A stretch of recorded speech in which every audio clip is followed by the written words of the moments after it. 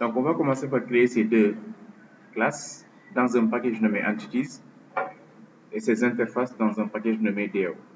Alors, nous créons d'abord les packages. Les packages sont créés dans source package ici. Si c'est sous Eclipse, maintenant vous le créez dans SRC. Oui. Vous l'avez déjà fait. C'est quel projet? Alors, on travaille sur quel projet?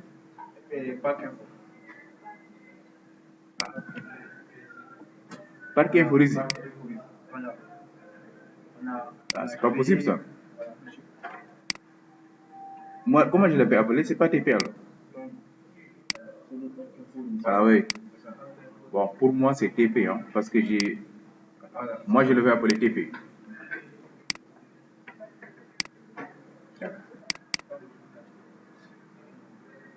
Ok, moi, je l'appelle TP, TP en rési. Ok, voilà, ça marche. Donc, ici, au niveau de entities, on va implémenter maintenant la classe serveur. Allez-y au niveau de serveur. Dans serveur, nous avons ici ID serve, non serve, adresse IP serve.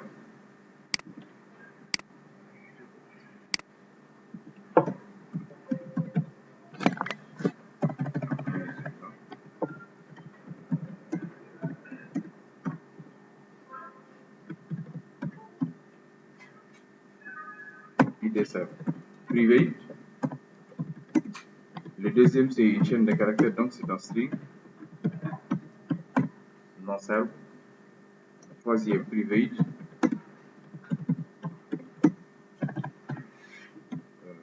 String aussi. ADR, IP.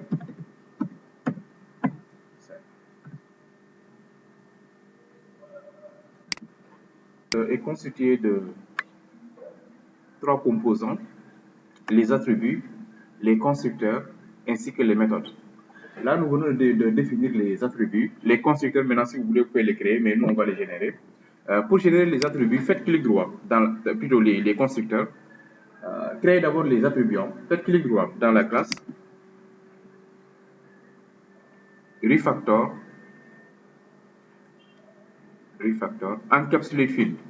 Ou encore, clic droit, insert code. C'est plus rapide en fait. Clic droit, insert code. Et vous sélectionnez constructeur. Ne sélectionnez rien du tout. Vous allez créer ce qu'on appelle un constructeur sans paramètres. Allez-y.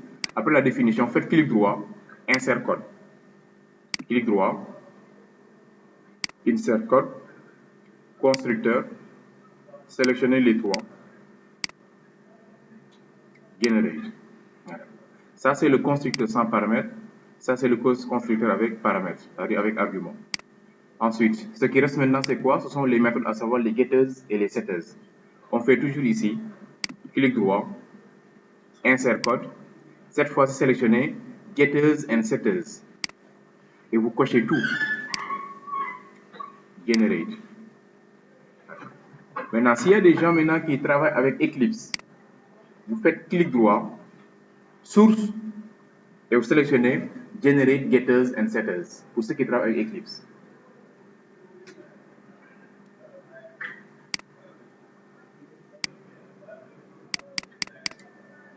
Pour service maintenant, là, nous avons l'IDS, NoS, ForS, ETA, et en local également, oui. C'est pas... Oui, c'est en cours, oui. Voilà, et dans service, nous aurons également serveur.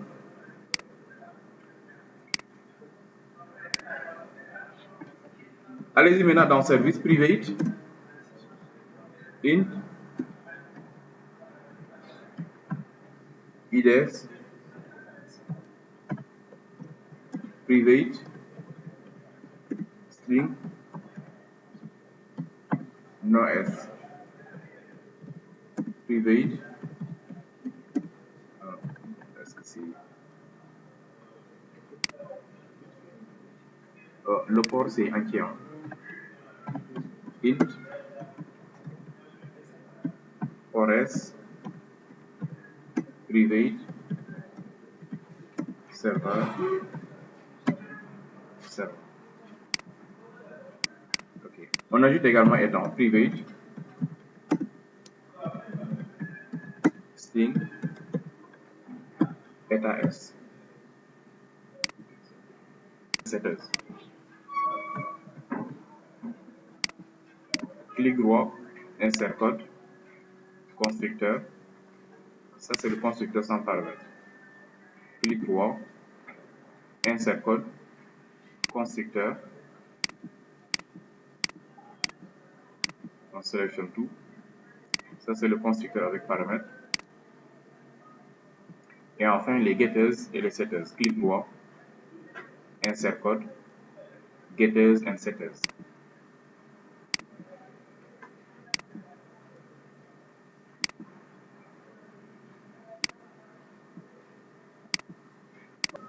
Des méthodes qui vont nous permettre d'accéder à la base.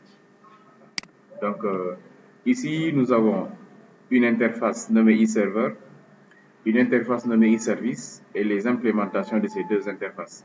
On commence d'abord par les interfaces. Après les interfaces, ces éléments vont implémenter ces interfaces, mais en intégrant également le fichier DB. Donc, on commence d'abord par définir les interfaces, on implémente, puis on passe maintenant à DB. Ok, c'est bon. Allez, allons-y. Allez-y rapidement, c'est un génère. Il n'y a rien à coder là. C'est seulement ça qu'on écrit. Écrivez seulement ça là, c'est insérer, insérer, insérer. Clic droit, insérer.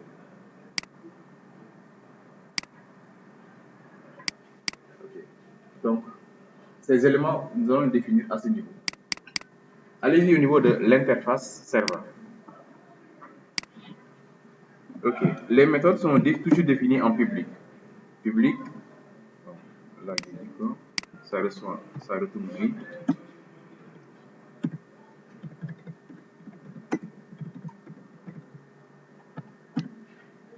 Là, on me demande tout simplement d'importer serveur.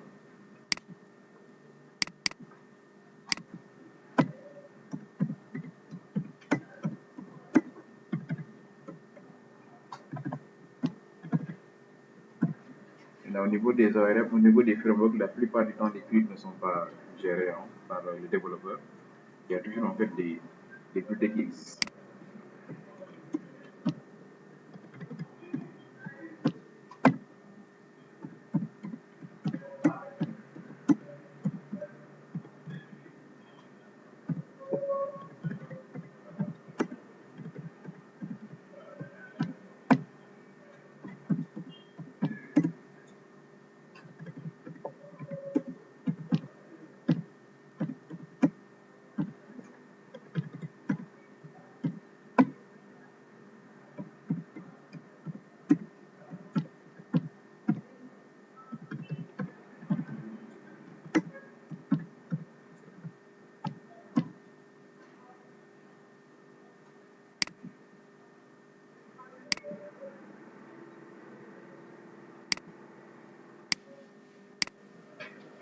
Donc, on va faire la même chose ici, public,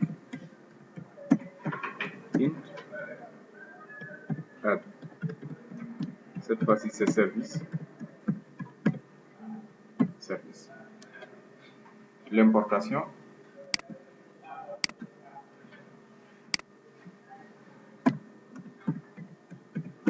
Ensuite, public.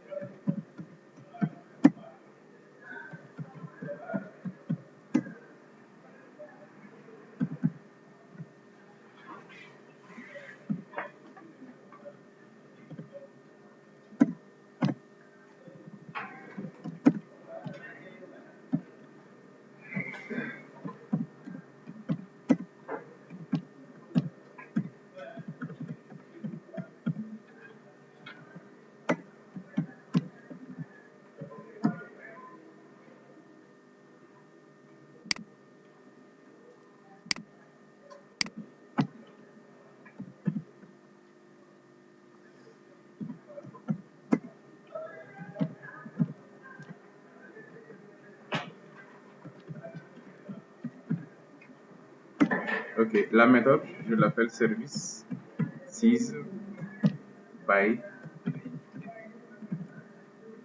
server.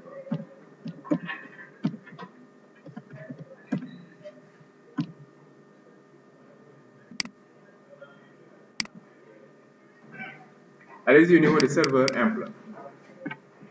Allez-y dans serveur imp. Pour dire maintenant que serveur imp, ou bien, c'est serveur imp. Pour dire que serveur imp implement e-server, on utilise le mot-clé implements. Comme ça. Implement quoi? E-server. Et là, vous cliquez tout simplement sur cette lampe. Implement all abstract method. Allez-y. Ok, cliquez sur la lampe et vous sélectionnez Implement all abstract method. Là. Vous allez voir de manière automatique toutes les méthodes qu'on avait définies dans l'interface seront redéfinies au niveau de l'implémentation. Save. Allez, faites la même chose au niveau de service impl. Écrivez implements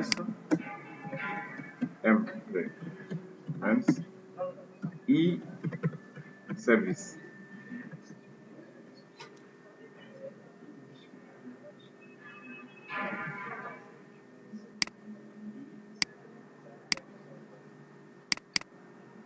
Voilà. Okay. Bon, on va toujours continuer notre raisonnement. Nous venons de définir ceci, c'est OK. Ceci également est bien défini. Les deux classes sont créées.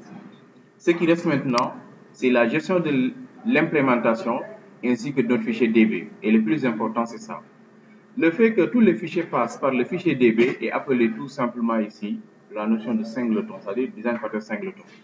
Maintenant, au niveau de serveur imp ici, nous allons déclarer en local un attribut en privé de type DB, un RS de type result7, ainsi qu'un OK de type int. Voilà. Donc, on va déclarer ces trois éléments dans serveur imp, ainsi que dans service imp. Allez-y, dans serveur imp. Allez-y dans serveur imp. Private,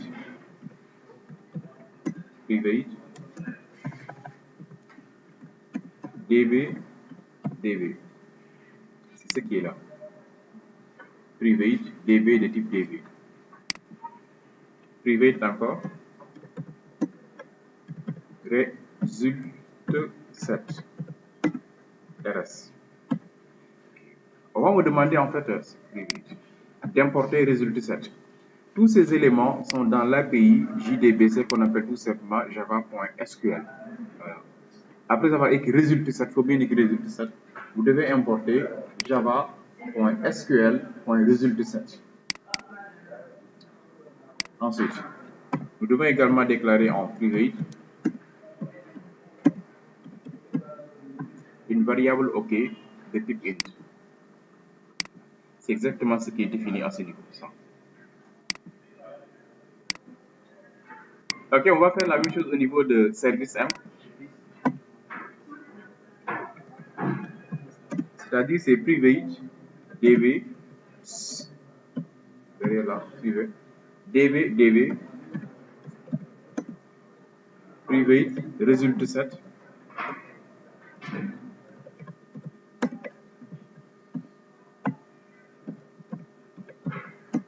private int.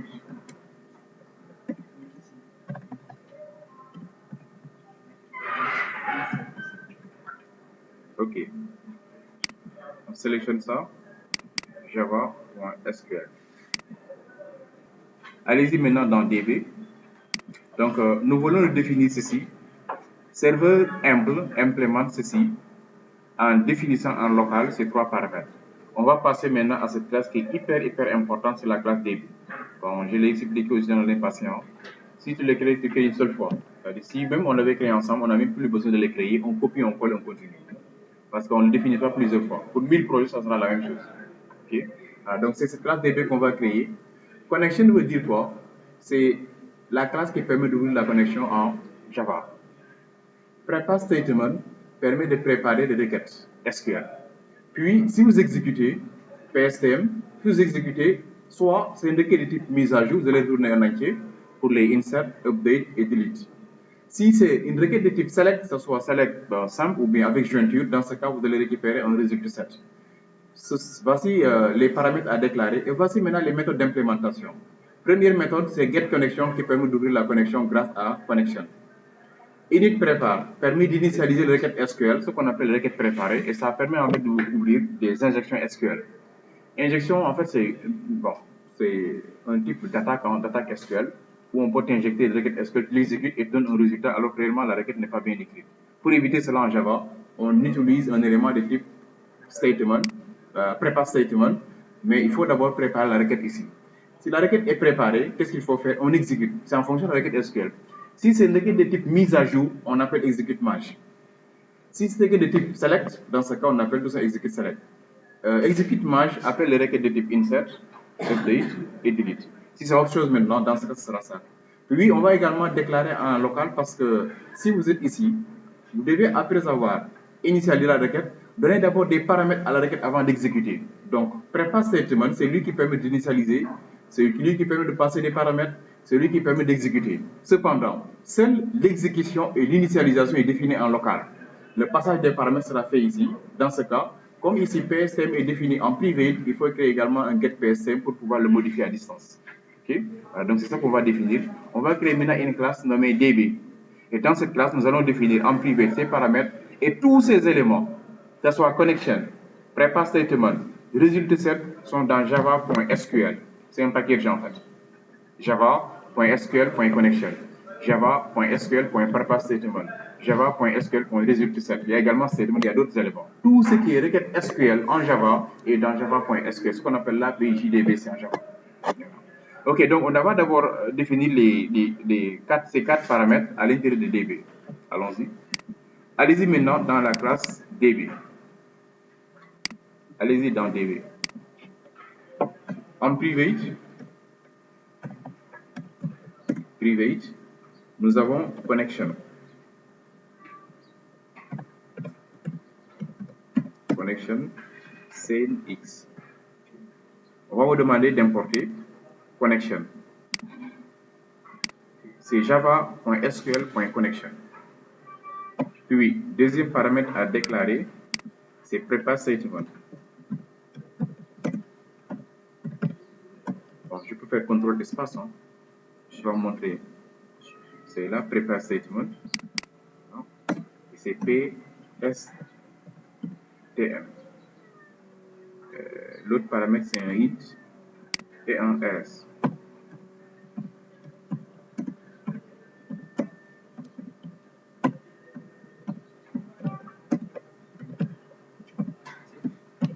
Oui.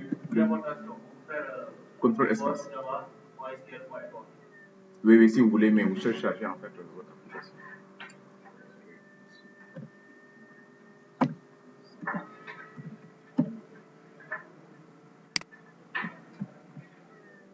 Là, on a récupéré que les éléments dont on a besoin. Pourquoi getConnection est défini en private? Parce que à distance, eServer n'a pas besoin de savoir comment on ouvre la connexion à la base. Ce qu'il veut, c'est quoi? Est-ce que je peux exécuter telle requête SQL? À l'exécution maintenant, c'est exécution qui va se débrouiller pour appeler getConnection. C'est ça qu'on appelle la notion de singleton. Quel que soit le fichier qui doit exécuter une requête SQL, il doit passer par DB et DB ouvre la connexion. On n'ouvre pas la connexion ici. Il n'y a que DB qui a le droit d'ouvrir la connexion à la base. Donc nous allons définir les méthodes. Une méthode qui s'appelle getConnection qui permet d'ouvrir la connexion à la base, etc. Ok, allons-y.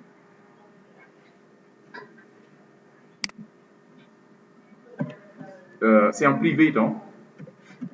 Private, c'est un void. La méthode s'appelle getConnection. Je vais l'écrire en français.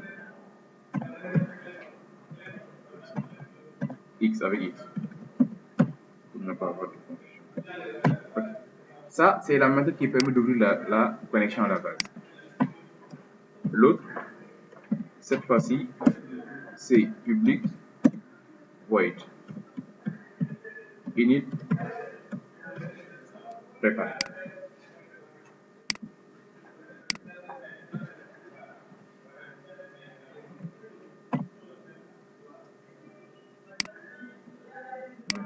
Ah oui, dans une prépare, je devais passer en paramètre, non?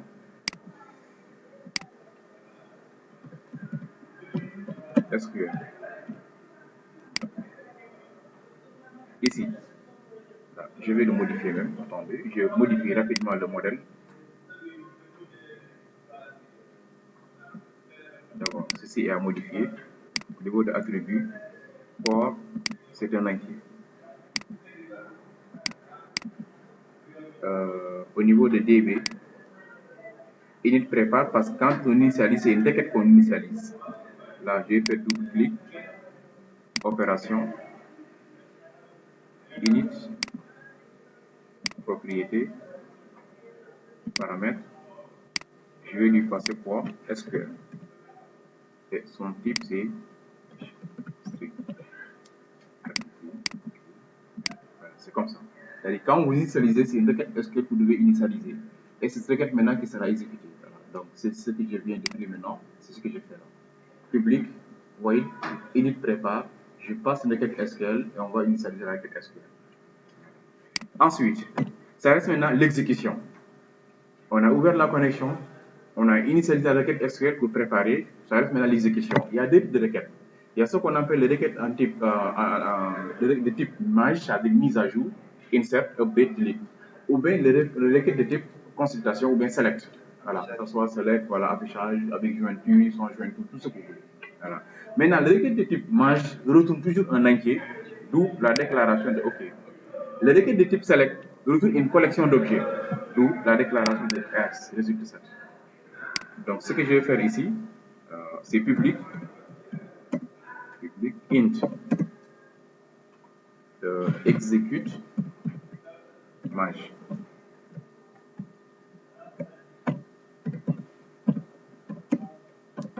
Return de OK.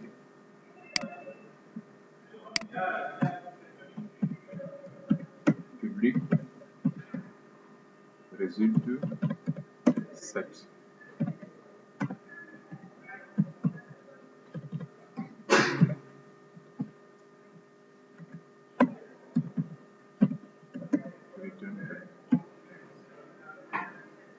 Ce qui reste maintenant, c'est le code.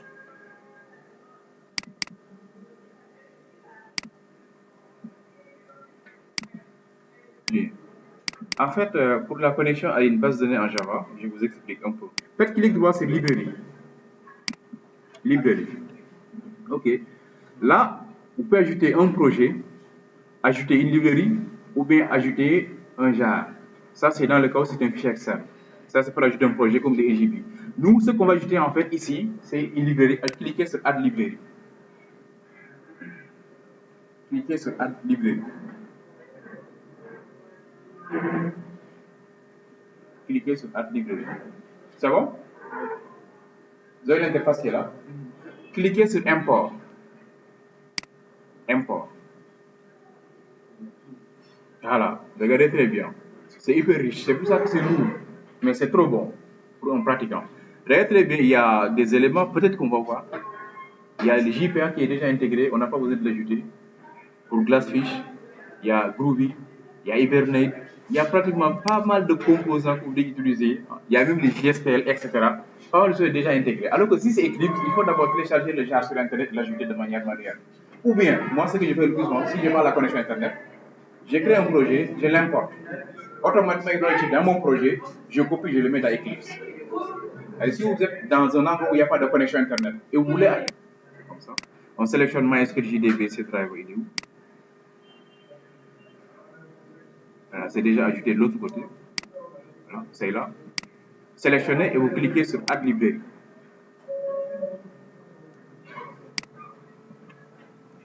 Là, nous avons maintenant 3 bibliothèques. Cette bibliothèque permet d'exécuter, de compiler. Cette bibliothèque permet de gérer l'application web. Ceci permet de gérer la connexion à la base de données. On fait réellement du JDZ. Java orienté entreprise. Okay. Voilà. Ceci, c'est l'ajout physique. On va passer maintenant à l'ajout logique. C'est-à-dire, on va coder comment maintenant on peut interpréter le code. Allez-y maintenant dans Get Connection. Get Connection. OK.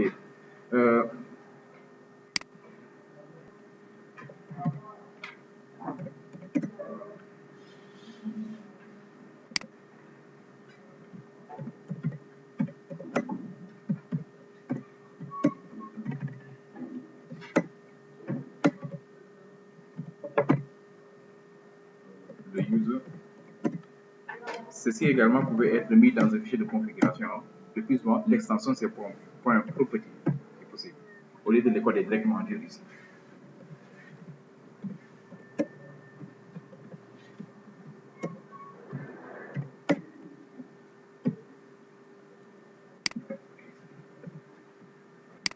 Ok, par défaut c'est root.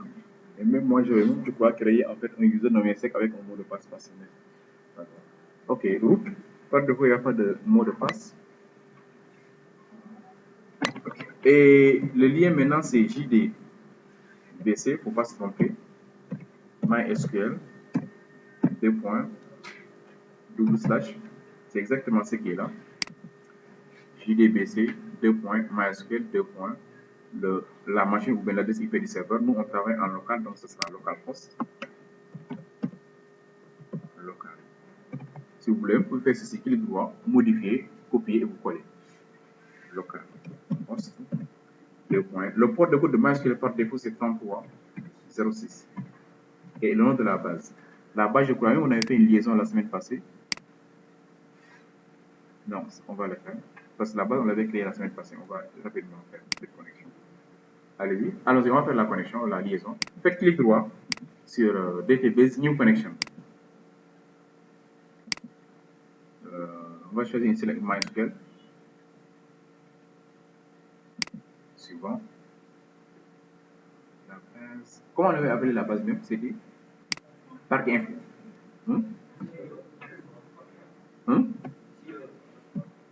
JE underscore Parc underscore Info. Tester.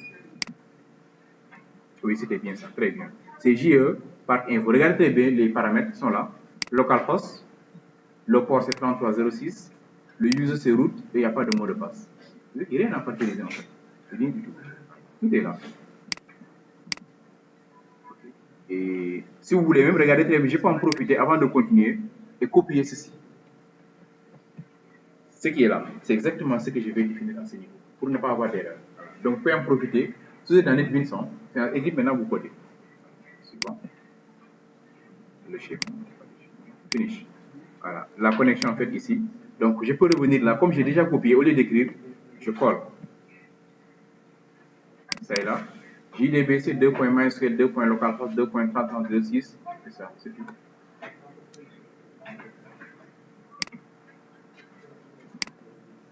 La partie ajout. Bon, comme la partie connexion est un peu critique, il y a tellement d'erreurs qu'on peut avoir. On va le gérer en fait dans un bloc try catch. Exception.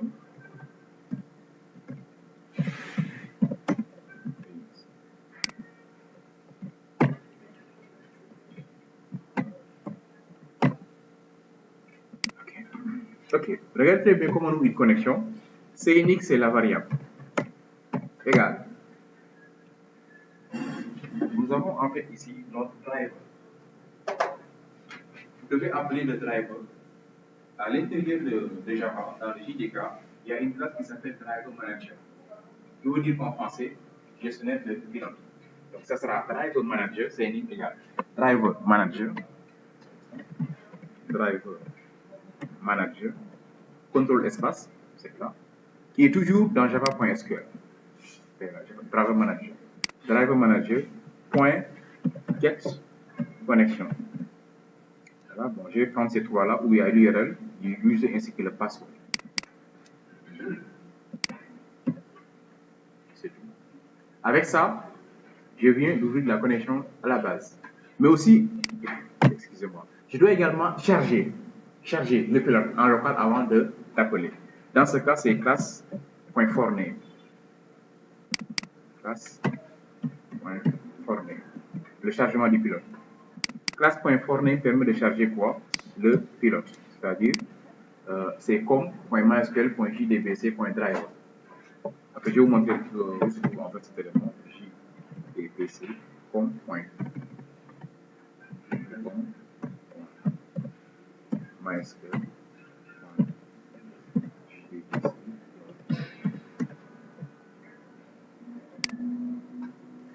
Faut pas pas vous tromper également, c'est driver avec des majuscules, comme .mysql, .jdbc, .driver.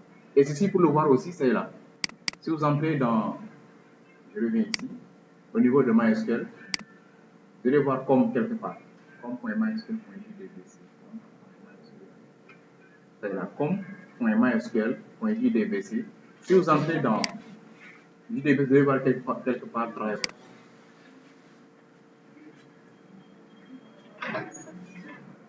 Driver. C'est ça qu'on a récupéré comme .mysql, .jdbc. Ceci, c'est le package que vous ajoutez maintenant à la fin driver.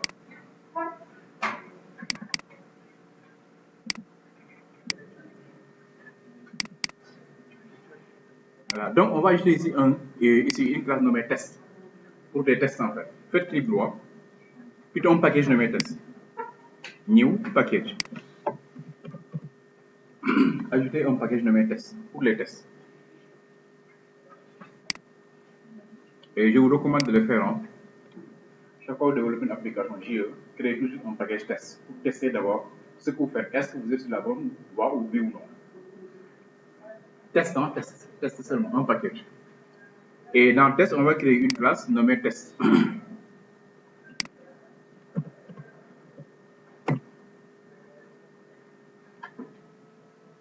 Package test, classe test.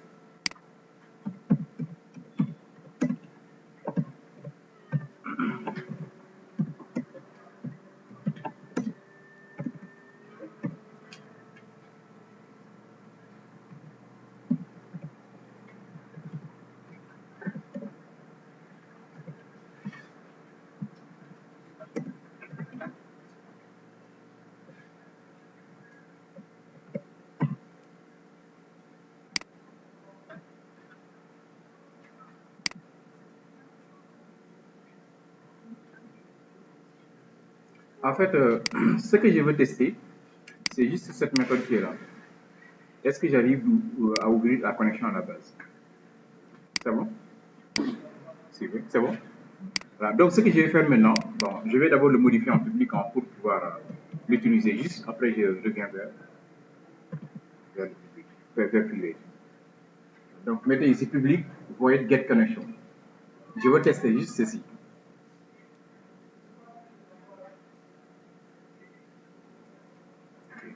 Maintenant, on va afficher deux messages. Un message OK ici, un message non OK.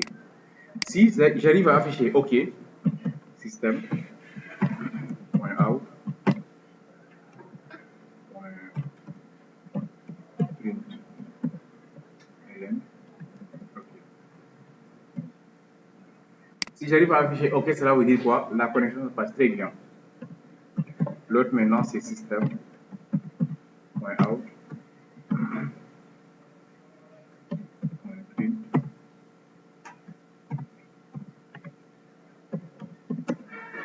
Je vais l'appeler non OK. Au niveau de test maintenant, là, ce sera une classe DB, espace, DB, égale 9 DB.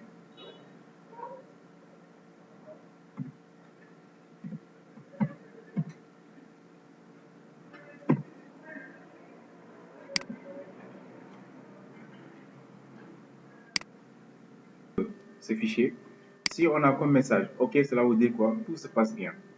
Si vous avez non OK, cela veut dire qu'il y a un problème. Voilà, c'est au niveau des paramètres. Clic droit, run file. Pour les fichiers Java de test, sélectionnez run file. Clic droit, run file. Si c'est Eclipse, faites clic droit, exécuter as Java application, le fichier.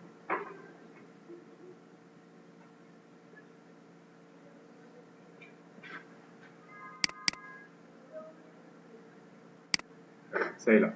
Pour moi, vous avez vu que c'est OK. Donc tout se passe bien. Il n'y a pas de problème du tout. Les paramètres de connexion sont OK. Ça marche. Maintenant, regardez très bien. Si vous sabotez un peu un exemple, JDBC driver, je vais mettre ici des minuscules. Là, ça ne marchera pas. Je vais encore essayer d'exécuter. De toute façon, si vous vous trompez, on va vous signaler que Exécute pour voir. Voilà. OK. Là, c'est non OK. On me dit tout simplement que, attention, la manière dont il y a écrit JDBC driver n'est pas. Vous avez vu que c'est écrit ici non OK avec l'erreur comme .mysql.jdbc.driver. Ce qu'il faut faire, je reviens tout simplement ici dans DB, je vais remettre driver D majuscule. Je vais exécuter mon fichier, run file. Voici le résultat. OK. Donc, nous pouvons continuer à programmer. Nous sommes sur la bonne voie. Il n'y aura pas de problème quand on sera au niveau de JDBC. Vous avez OK, n'est-ce pas? Très bien. Oui. Avec la classe? C'est. Ça. À quel niveau?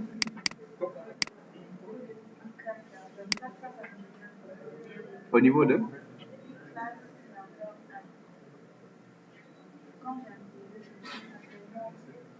e-server.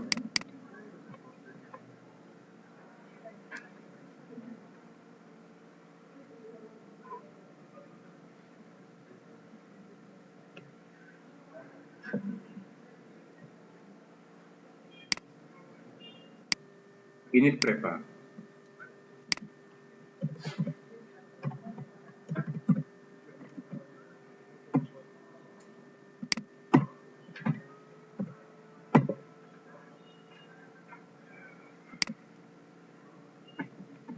PSTM reçoit CNI point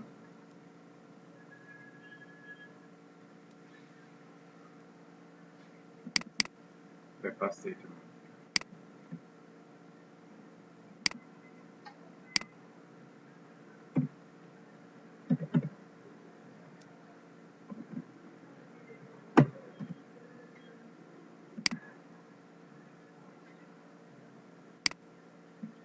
N'oubliez pas ceci, ça c'est pour l'ouverture de la connexion à la base. Et ça c'est pour initialiser l'exécution. Ajouter ici un commentaire. Ouverture de la connexion.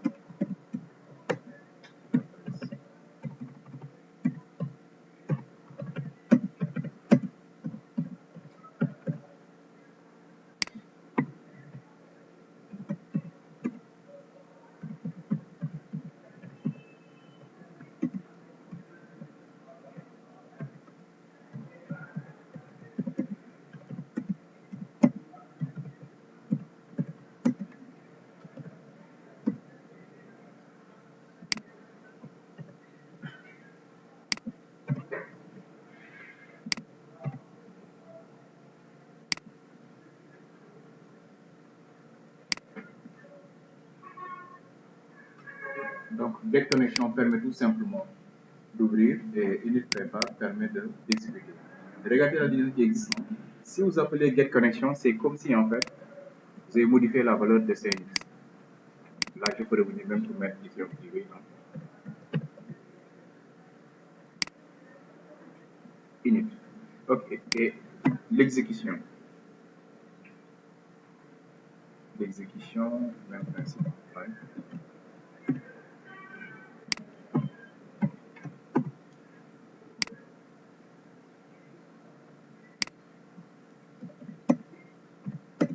OK, le soir.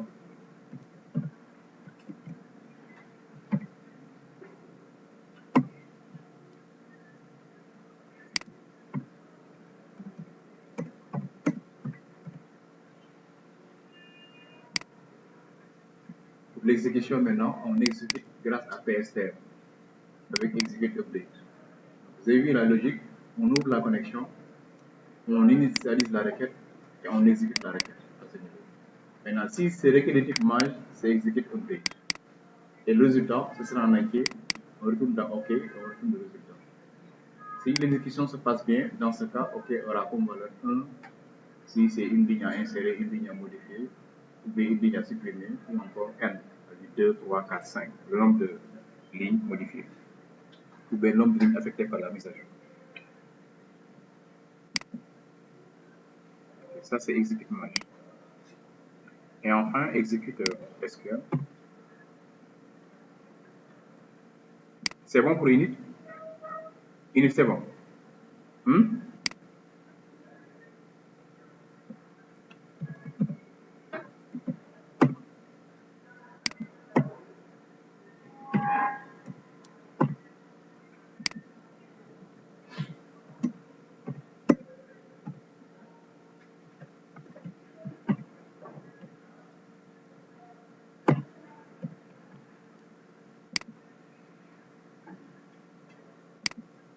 Une chose à ajouter maintenant, c'est que PSTM doit être visible à distance. On va créer son getter.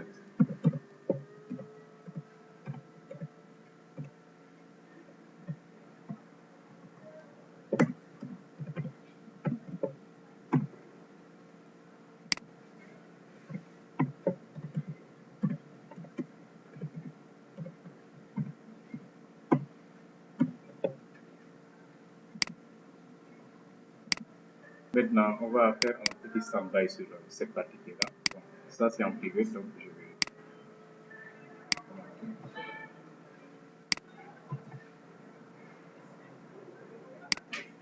Ce qu'on va faire maintenant, on va revenir un peu sur l'architecture J2E. Donc, nous avons créé nos classes. On a créé les interfaces. On a défini notre fichier DB. L'implémentation n'est pas encore faite. Mais on en aura besoin peut-être quand on va... après la création des serveurs ainsi que des pages JSQL. Donc, cette partie qui est là, c'est la partie standard. Maintenant, ce qu'on va faire, nous allons créer un autre package nommé controller. Et dans ce package, on va y créer deux servlettes. Et voici l'architecture en fait. Ok, allez-y, créer en fait un package nommé controller.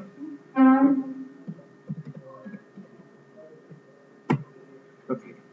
Et dans ce package controller, on va y créer deux servlettes. Allez-y, créer d'abord ce package. New. Bon, peut-être vous n'allez pas voir, mais on l'a déjà fait la semaine passée, n'est-ce pas? On a créé une servlet. Alors, normalement, vous maintenant, si vous faites new, vous devez voir servlet. Si vous ne voyez pas servlet, cliquez ici sur Other. Other. La servlet est déjà là. Ça y est, au niveau de web, vous sélectionnez web ici. Vous allez voir ici servlet. Donc, pour moi, c'est déjà visible. Donc, faites seulement clic droit sur contrôleur, new, et vous sélectionnez servlet. Ok, cette servlet s'appelle serveur servlet. On va l'appeler serveur servlet. Serveur servlet.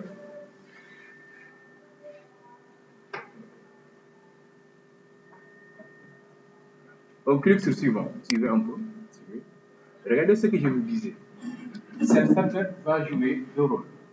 D'abord, la classe s'appelle serveur servlet et l'URL pattern s'appelle serveur servlet. Ceci est associé à cette classe qui va jouer le rôle de service, mais également c'est l'URL pattern. Ce qu'on va utiliser également au niveau de navigateur. C'est précisé à ce niveau. Class name, c'est controller serveur servlet, mais deux fonctionnalités. Servlet name et URL pattern. Maintenant, moi, ce que je veux, je ne veux pas afficher en fait au niveau de l'écran ça, plutôt au niveau du navigateur.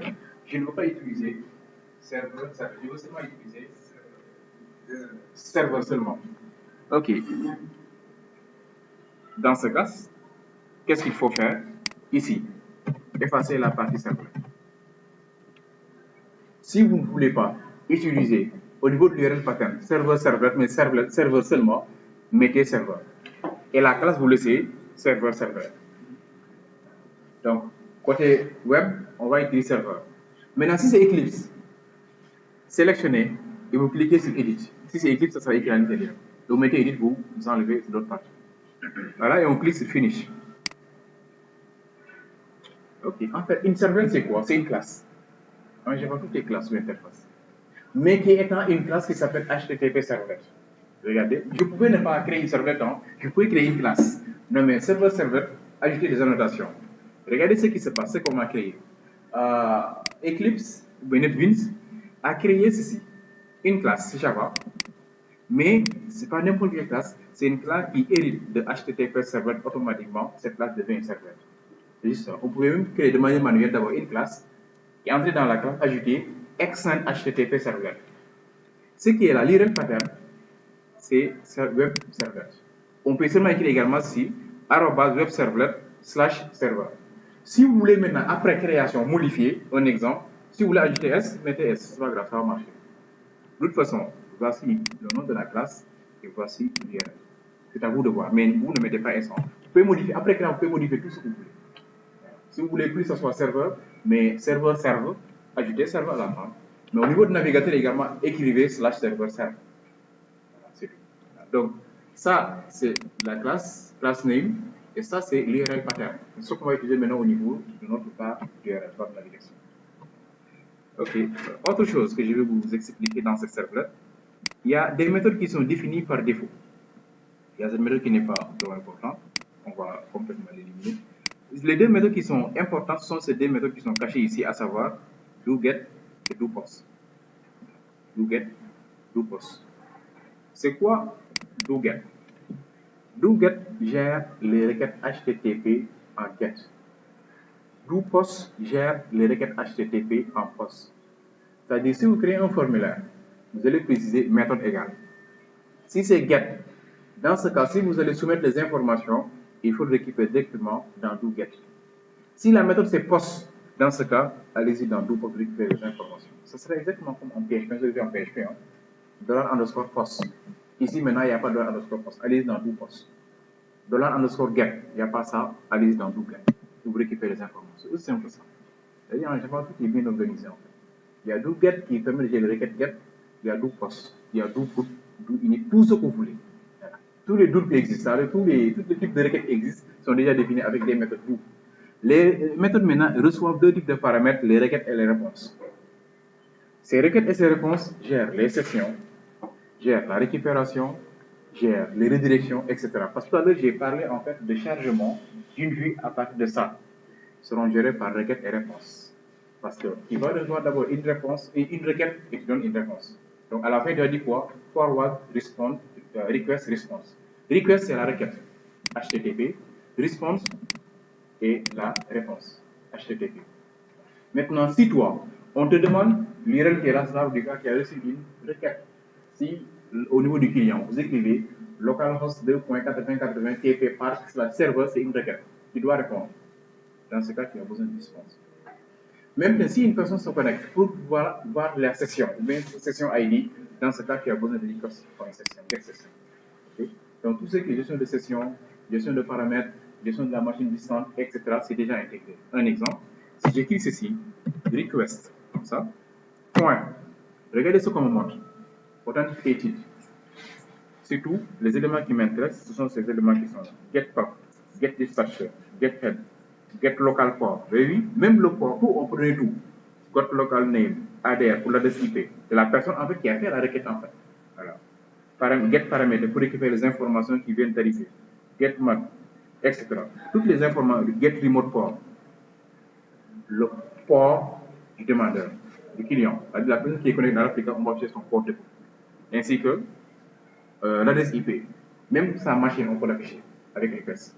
Donc, ce sont des éléments qui sont intégrés dans J2E pour vous permettre de manipuler de manière un peu rapide en fait tout ce qui est réseau. Récupération du port de port, récupération de l'adresse IP de la personne qui est connectée, récupération de la machine de la personne qui est connectée, etc. pour la partie sécurité en général. On ne l'affiche pas, mais on stocke quelque part. Toute personne connectée pour la première fois, on le met quelque part. Tout ce que tu fais sera tracé et mis dans en fait, un fichier d'archives de traçage. C'est ça, en fait, l'objectif des requests et des responses. Tout appel à un fichier, on associe ça à une requête HTTP. Et l'application doit être en mesure de répondre. Donc, c'est une réponse HTTP, c'est géré par request et response. C'est tout. Dans le cas où c'est seulement appel d'URL, doGet. Maintenant, si vous créez votre formulaire, vous cliquez sur le bouton valider, vous êtes dans doGet. Voilà. Maintenant, ce qu'on va faire, c'est quoi? Vous n'avez pas besoin de ça, on l'élimine. Église dans la même façon. Éliminez ça. Ceci aussi, éliminez ceci. Vous devez seulement vous retrouver avec doGet et doPost. Dedans, il n'y a rien du tout. Rien.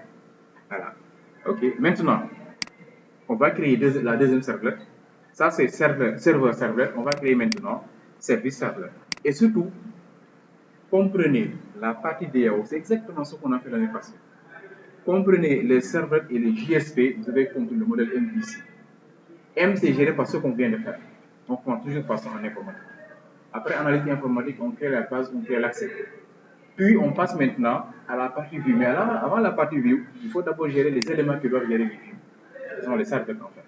Et après maintenant, on passe maintenant à la partie présentation, les formulaires, la JavaScript, tout ce que vous voulez. Là, on termine avec ça. Voilà. Maintenant, on va créer maintenant un deuxième service qui s'appelle service servlet, toujours dans contrôleur. Allez-y, faites clic droit sur contrôleur, new, servlet. Je vais l'appeler service cette fois-ci. Service servlet. Service servlet. Suivant, même principe, enlever la partie servlet au niveau de URL pattern. Si on veut le mettre en PHP pour que les internautes puissent croire que c'est développé en PHP. C'est possible. Tu fais tout ce que tu veux. .do, .php, .jsp, .python, .py, tout ce que tu veux. Effectivement. Tu peux voir en fait l'extension .php, tu passes sur PHP, c'est du JSP. L'erreur pattern, mais tout ce que tu veux, ça va marcher. Mais si c'est le modèle MVC, le plus souvent, on ne met pas d'extension. De toute façon, si vous lancez du côté navigateur, vous devez écrire ceci. /service comme ça.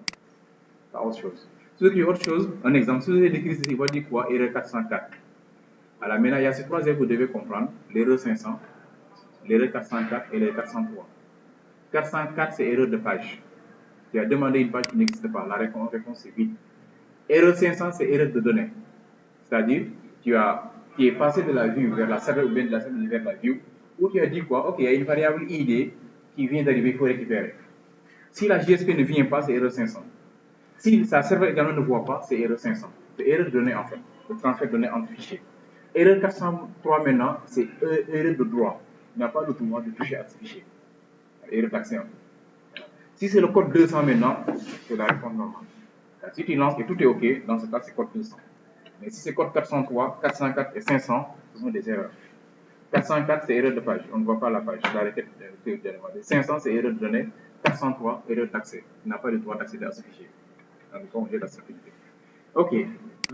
Maintenant, la serveur est créée. Nous allons maintenant créer des fichiers qui vont accompagner tes serveurs. Avant de créer le fichier, nous allons créer deux dossiers. Un dossier nommé service et un dossier nommé serveur. Dans le dossier nommé serveur, c'est là où on met tout ce qui est vu, qui gère les serveurs. Voilà. Les dossiers, maintenant, vous allez les créer ici, au niveau de web content. Pour vous, oui, web page, pour vous, Eclipse, ceux qui travaillent avec Eclipse, sélectionnez web content. Voilà. Faites clic droit sur web page, new. Cette fois-ci, vous sélectionnez, c'est folder, mais je ne vois pas ici folder. Donc, je sélectionne as. Ah, folder là, c'est là. Oui, folder, c'est là. Et vous mettez comme nom serveur en minuscule. Serveur en minuscule. Je vais créer un deuxième dossier. Clic droit, new, folder, service.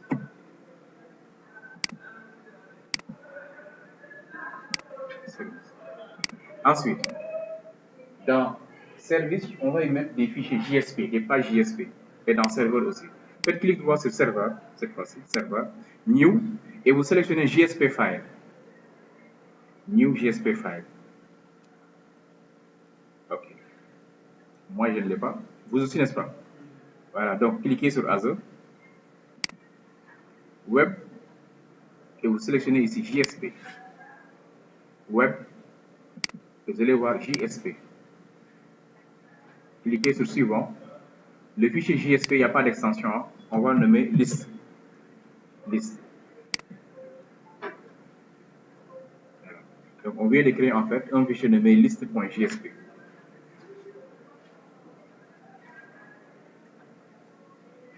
List.jsp. Ensuite, serveur toujours, new, JSP, c'est add. New, JSP, edit.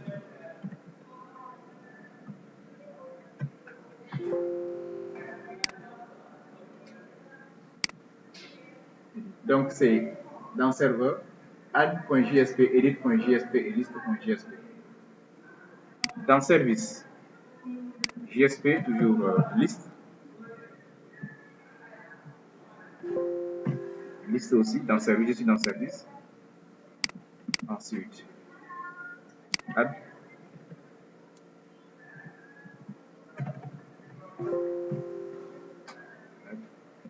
Et enfin, edit.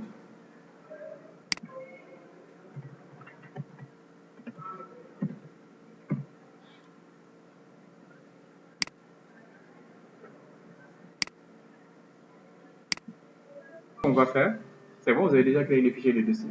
Voilà. Donc, je peux réduire. Allez-y au niveau de index. Au niveau de index. Maintenant, je vais vous donner en fait un fichier qu'on appelle le Bootstrap, ce qu'on va utiliser pour la partie design, la création du menu, la création du tableau, etc. Donc, donnez-moi une clé, je vous donne avec mon Bootstrap. Voilà. Toujours sur web, on va créer un dossier nommé CSS. Allez-y. Faites clic, voilà. Créer un dossier folder nommé CSS. On va en profiter même pour créer un autre dossier nommé JS. On en a besoin. JS. New folder. JS. Donc, j'ai créé un dossier nommé CSS et un autre dossier nommé JS. Maintenant, après la création de ce dossier, copiez Bootstrap et vous le collez sur CSS. Voilà, comme ça. On crée juste le module. Allez-y maintenant au niveau de index. Allez-y dans index. Le titre, c'est accueil.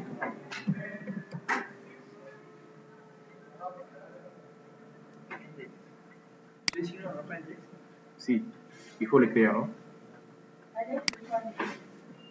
Ah, il y a un seul index, non? C'est au niveau du serveur, on va créer. Non, dans web content. On l'avait créé, index. Vous pouvez créer index.jsp, du web content. Sur web, directement sur web.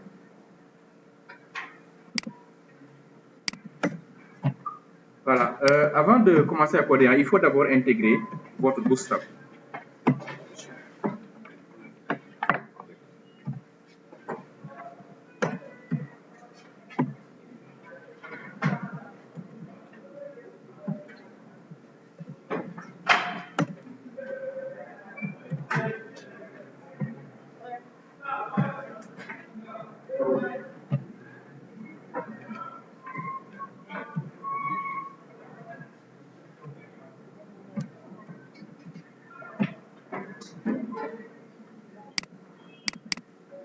Ok, donc voici notre fichier Bootstrap, c'est bootstrap.min.css.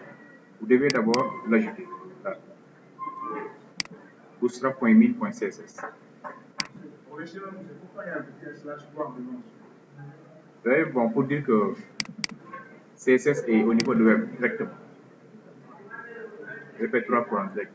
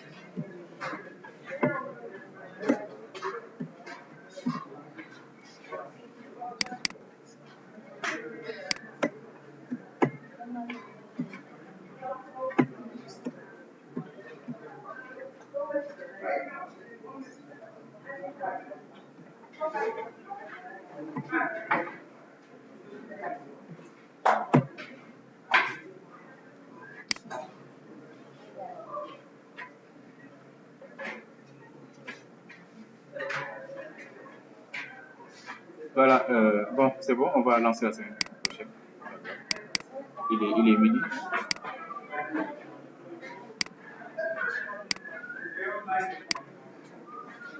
Ouais.